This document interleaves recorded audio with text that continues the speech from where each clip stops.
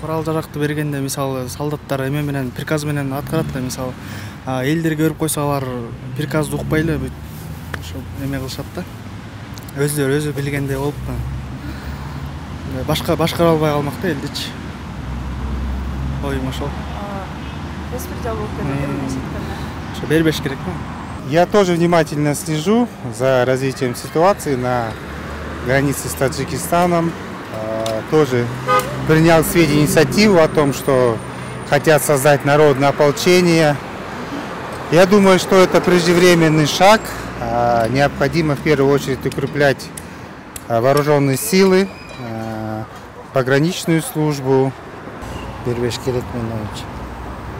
мне Курал что? жок. А? А мне что? Там же милиция, армия должна.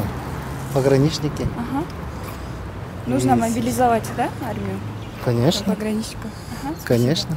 А граждан нельзя ни в коем случае, они же мирные люди. Ну, я считаю, что этот законопроект нужно хорошо обсудить, нужно взвесить все последствия.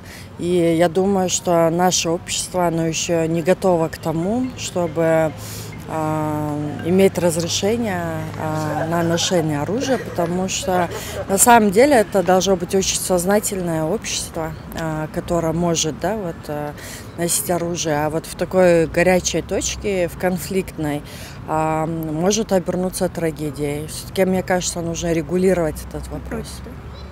Туура эле деп ойлойм, бирок ошол берүү эмесине кайсы бир эрежелердин негизинде бериш керек да.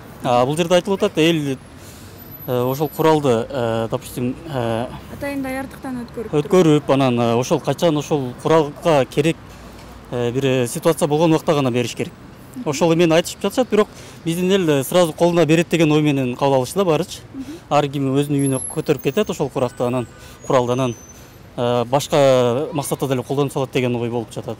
Бирок негизги ал жердеги айтылган нерсе ошол куралды качан ошол куралды колдонууга бир негизи болгон чакта гана ошол сакталган жерден ар бир кишиге берилет, то есть ошол курамга кирген кишилерге гана таратылат да. Точно билбейм, аны эксперттер эле чечпесе. Сиз ооба деп билесизби, жок дейсизби? Самооборона болсо берип койсо болот, бирок строго закон менен эме жана. А так стычка көп болуп кетиши мүмкүн. Негизи ал жөнүндө деле негизи берилбеш керек элге.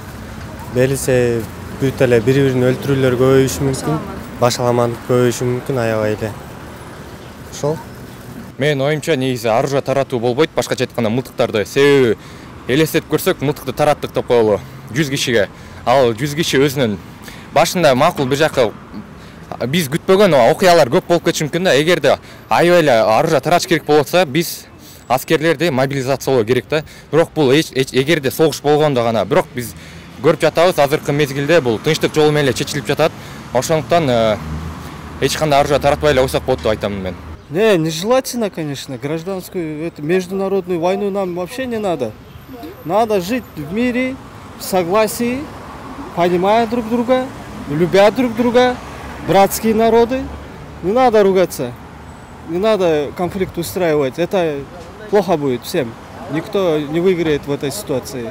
Выигрыша нету нигде. Там, где война, выигрыша не будет никогда.